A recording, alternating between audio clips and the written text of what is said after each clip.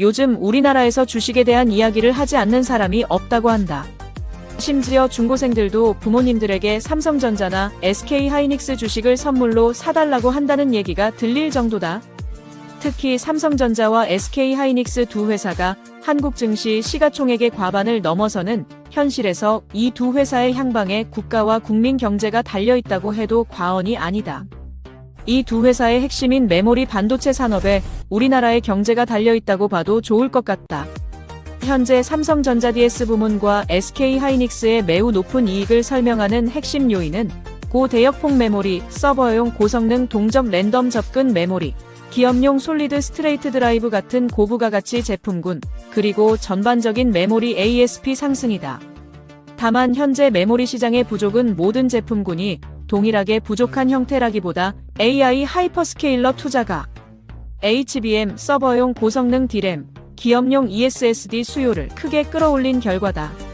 이에 따라 주요 메모리 업체들이 생산 패키징 고객 배정 능력을 고부가 제품군에 우선 배분하면서 범용 제품군까지 연쇄적으로 타이트해진 구조에 가깝다. 그 결과 PC용 모바일용 범용 D램과 일반 낸드 클라이언트 SSD 시장에서는 공급 공백이 발생했고, 이 빈자리를 D램에서는 중국 창신 메모리, 낸드에서는 중국의 양쯔 메모리가 점차 메우고 있다. 이는 장기적으로 문제가 될 수 있다. 과거 D램 시장에서는 삼성전자와 하이닉스가 대규모 투자와 원가 경쟁력을 바탕으로 가격 하락 국면을 버티는 동안 일본의 엘피다, 독일의 키몬다 같은 취약한 경쟁자들이 재무적으로 견디지 못하고 퇴출되었다.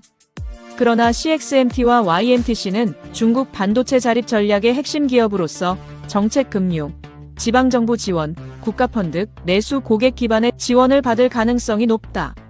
따라서 과거와 같은 가격 치킨 게임만으로 이들을 시장에서 퇴출시키기는 훨씬 어렵다. 미국의 마이크론은 과거 삼성전자 DS 부문, SK하이닉스의 거센 치킨 게임 속에서도 한국 기업을 놀라게 할 만한 비용 절감을 통해서 살아남았다. 그리고 일본의 엘피다를 인수해 마이크론 재팬으로 만들었다. 과거에는 생존을 걱정해야 했던 마이크론이 일단 생존에 성공했고, 최근 AI 특수에 따른 메모리 수요 부족 사태에서 존재감을 키워서 지금은 당당히 세계 3위의 자리를 차지하며 미국 기술주의 급등을 선두에서 이끌고 있는 괴력을 보여주고 있다. 그래서 최근 CXMT와 YMTC의 생존 및 약진이 매우 우려스럽다. 지금은 존재감이 미력하지만 언제든 이들이 각각 D램과 낸드의 주요 업체로 성장할 가능성이 있기 때문이다. 더욱 아쉬운 점은 삼성전자 DS 부문, SK하이닉스, 마이크론이 AI 수요로 촉발된 고부가가치 제품군에 전력을 다해도 자원이 부족한 상황이다 보니 CXMT, YMTC와 같은 신규 진입자들에 대한 최소한의 견제를 할 만한 여유도 없다는 점이다. CMXT나 YMTC의 입장에서 보자면 도저히 침공할 수 없었던 굳건한 성이 하루아침에 성문을 활짝 열고 방어군들이 모두 사라져버린, 마치 빈집털이 같은 천재일호의 상황인 것이다. 그리고 이제는 대만의 중소 메모리 업체였던 나냐도 심상치 않은 횡보를 보이고 있다. 메모리 3대장이 정신없이 바쁜 상태를 틈타서 TSMC와 더불어 부모가 대만 사람인 젠슨 황이 이끄는 엔비디아가 나냐를 기술적으로 적극 지원하기로 했다는 소문도 있다. 이와 더불어 HBM 자체에 대한 장기적 도전도 시작되고 있다. 엔비디아 GPU, 구글 TPU, 아마존의 AI 모델 학습 칩 트레니움, 인퍼런시아 추론칩 같은 데이터 센터, AI 가속기는 여전히 HBM을 강하게 필요로 한다.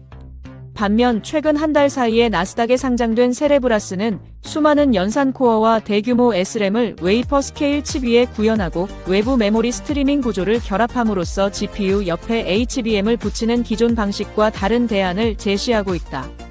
세레브라스는 손정희가 이끄는 소프트뱅크가 인수를 위해서 엄청나게 노력했던 미국의 기술 벤처기업이었지만 손정희의 제안을 뿌리치고 독자적인 힘으로 나스닥 입성에 성공했다.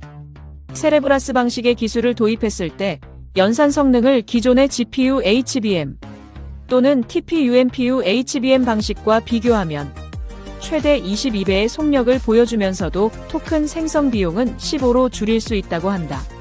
한마디로 기존의 틀을 완전히 뛰어넘는 획기적 기술인 것이다. 특히 현재 세레브라스는 해당 기술을 이미 현실로 만들어서 해당 괴물칩을 판매하고 있고, 이를 바탕으로 AI 클라우드 사업도 오픈한 상태여서 누구라도 세레브라스 홈페이지에서 그 성능을 직접 테스트해 볼 수도 있다. 현재 오픈AI가 세레브라스의 기술을 선제적으로 도입하고 있는 중이다. 다만 세레브라스 방식이 AI 시장 전체에서 HBM 필요성을 지금 당장 없앴다고 보기는 어렵다. 다만 특정 워크로드에서 HBM 의존도를 낮추는 대안적 아키텍처 상태로 보는 것이 적절하다.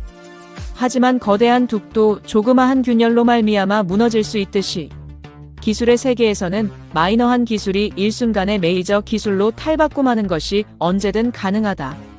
또한 GAM이라는 차세대 고대 역폭 적층 D램 후보도 등장하고 있다. Z-앵글 메모리는 소프트뱅크 그룹의 자회사 사이 메모리와 인텔이 추진하는 기술로 2027 프로토타입, 2029에서 2030년 상용화를 목표로 한다. GAM은 당장 HBM을 대체하는 양산 기술은 아니지만 성공할 경우 2030년 전후 HBM의 가격 프리미엄과 공급자 협상력을 압박할 수 있는 장기 변수다. 지난 20여 년 동안 정체된 일본 반도체 기업들과 최근 수년 동안 부진한 인텔을 목격한 사람들에게는 이번에도 실패할 것이라는 선입관을 가질 수 있지만 이들을 더 이상 예전의 잣대로 보아서는 안 될 것이다. 일본의 민관이 합동으로 밀어주고 있는 라피더스는 회사 설립 당시 정한 마일스톤을 하나씩 제대로 수행해 나가고 있는 상태이고, 인텔은 팻 겔싱어 CEO 체제에서 예전의 기술 경쟁력을 회복한 이후 릿부탄 CEO 체제에서 예전의 사업 경쟁력을 화려하게 부활시키고 있기 때문이다. 최근 일본의 반도체 업체들과 인텔은 예전과는 달리 말 그대로 하겠다 하면 진짜로 해내는 괴력을 보여주고 있다. 이런 상황을 종합한 해당 분야 분석가들의 주류 의견은 현재 메모리 반도체 사이클은 2026에서 2027년까지 고마진이 유지될 가능성이 높다는 것이다. 그러나 2028년 이후에는 중국 업체의 범용 메모리 침투, 고객 재고 조정, AI 투자 속도 둔화, 차세대 메모리 아키텍처의 등장 여부에 따라 마진 하락 위험이 커질 수 있다고 본다. 약세 시나리오에서는 2029에서 2030년에 일부 분기 적자 가능성도 배제하기 어렵다는 의견도 있다. 예상보다 빠르게 HBM 수요를 흔드는 대체 아키텍처가 시장에 도입된다면 삼성전자 DS와 SK하이닉스의 고수익 구조는 생각보다 빠르게 압박받을 수 있다. 며칠 전 대만에서 열린 엔비디아의 행사에 참석한 SK하이닉스의 최태원 회장은 메모리 공급 부족이 2030년까지도 갈 수 있다고 말했다. 이는 세계 2위 메모리 기업 총수의 입장에서 할 수 있는 긍정적 전망일 수 있지만, 어찌 보면 엔비디아로부터 이미 2030년 물량까지도 선주문을 받아놓았다는 암시일 수도 있다. 그렇게 되면 메모리 산업 분야를 수십 년 동안 지배해왔던 사이클의 주기가 달라지게 된다. 일부 전문가들은 앞으로는 메모리 산업이 사이클을 타지 않을 수도 있다고 주장하는데, 이에 대한 판단은 앞으로 수년 이내에 판별이 될 듯하다.